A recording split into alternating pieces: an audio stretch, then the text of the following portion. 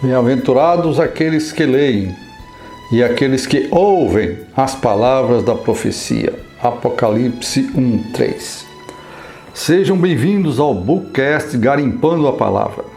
Aqui você será alimentado com as palavras da fé e do bom ensinamento de Cristo Jesus. Bookcast traz até você os tesouros escondidos na literatura cristã. Aqui você poderá desfrutar do ensinamento saudável da Palavra de Deus, trazido a nós pelos escritos dos seus servos. Ouça agora o que preparamos para você. Olá, queridos! Hoje nós começaremos a leitura de uma série de textos dentro de um tema maior que nós chamamos de a macrovisão da Bíblia. Deus tinha um propósito e Deus fez um plano. Esse plano a Bíblia chama de a economia de Deus, conforme alguns versículos que vai ser lido, vai ser mostrado ao longo desse episódio. Esse texto foi tirado do capítulo 1 do livro A Economia Divina, de Witness Lee. Vamos à leitura então. Capítulo 1, A Economia Divina. Se vocês quiserem pesquisar na Bíblia, então, aqui nós temos os versículos chaves dessa leitura. Anote aí, Efésios 1, 9 a 10, capítulo 3, 9 a 11, versículos 2 a 6, também do capítulo 3, 1 Coríntios 9, 16 a 17 e 1 Timóteo 1, de 3 a 4. Essa é a leitura da Bíblia na qual está baseado esse texto. Ok?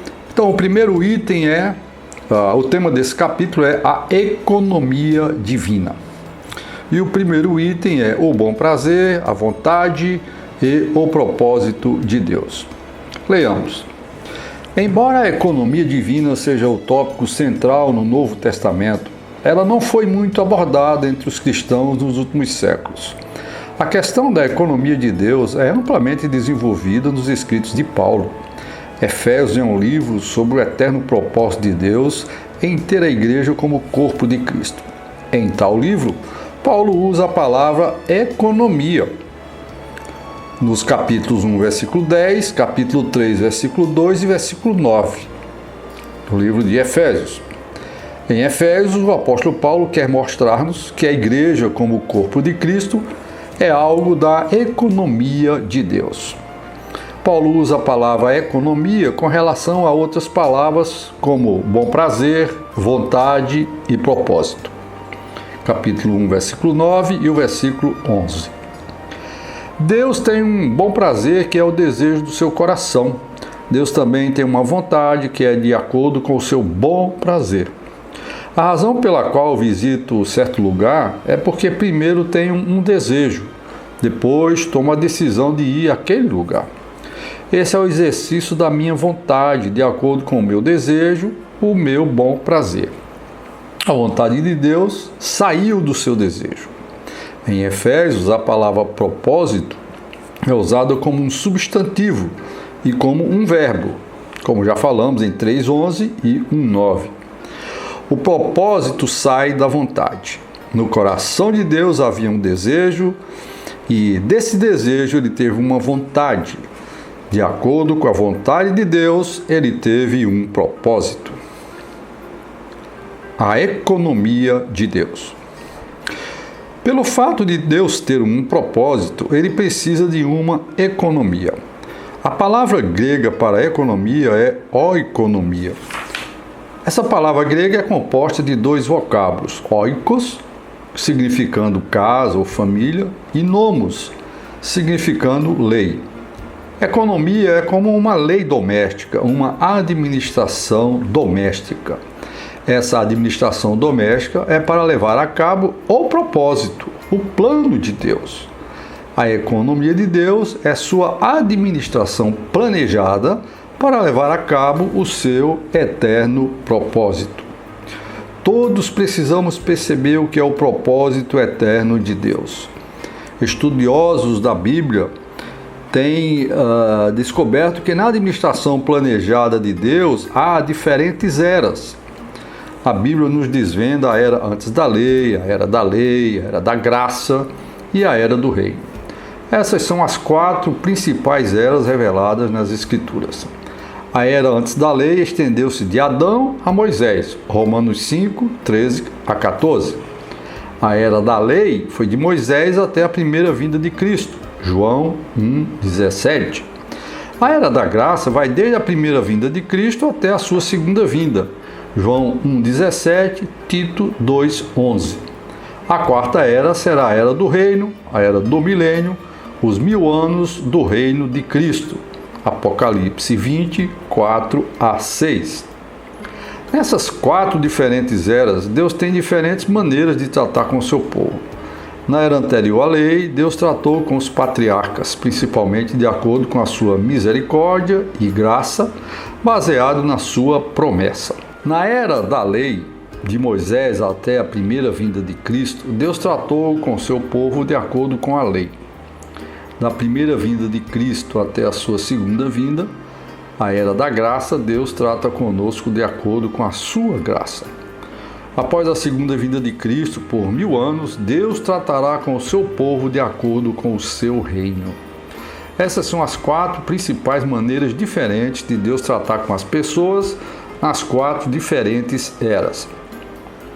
Embora esses mestres da Bíblia tivessem visto essas 4 diferentes eras, eles não nos disseram com qual propósito Deus usa essas 4 maneiras principais para tratar com as pessoas.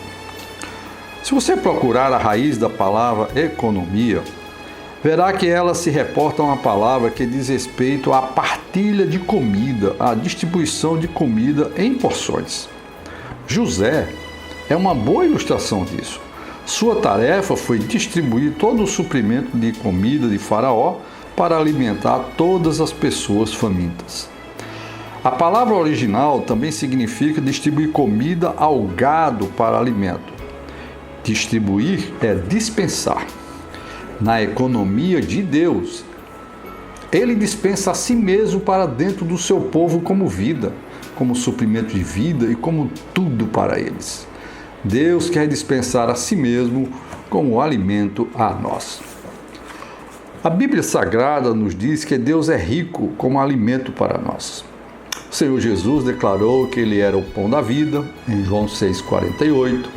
Paulo diz que ele havia sido incumbido de pregar as insondáveis riquezas de Cristo, Efésios 3,8.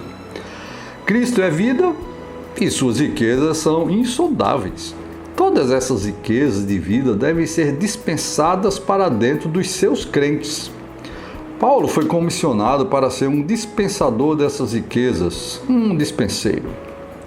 Ele devia ser um dispenseiro, do mesmo modo como José foi um grande dispenseiro para distribuir o rico suprimento de vida da casa de Faraó. No Velho Testamento, José dispensou comida às pessoas famintas, e no Novo Testamento, o apóstolo Paulo dispensou as insondáveis riquezas de Cristo aos crentes. Por meio disso, podemos ver qual é a denotação adequada da palavra oikonomia, a administração doméstica de Deus para dispensar as riquezas divinas do Deus triuno como vida e suprimento de vida para dentro do seu povo escolhido e redimido. Nos trechos da Escritura que selecionamos para a leitura bíblica deste capítulo em Efésios, 1 Coríntios e 1 Timóteo, podemos ver que por causa de tal dispensar, a igreja foi produzida. A igreja foi gerada pelo dispensar das riquezas insondáveis de Cristo. A igreja não é uma organização religiosa, mas é o corpo de Cristo, gerada pelo dispensar das riquezas de Cristo para dentro de todos os crentes. Toda vez que nos reunimos para dentro do nome do Senhor Jesus, Mateus 18:20, desfrutamos o dispensar das riquezas de Cristo para dentro do nosso ser. É esse dispensado Deus triuno para dentro de nós que nos faz membros do corpo de Cristo. Na vida da igreja, o Senhor redimiu-nos de diferentes povos, de diferentes raças, contudo, somos todos um. Somos um porque temos a mesma vida. As mesmas riquezas de Cristo foram dispensadas e ainda o estão sendo para dentro de todos nós.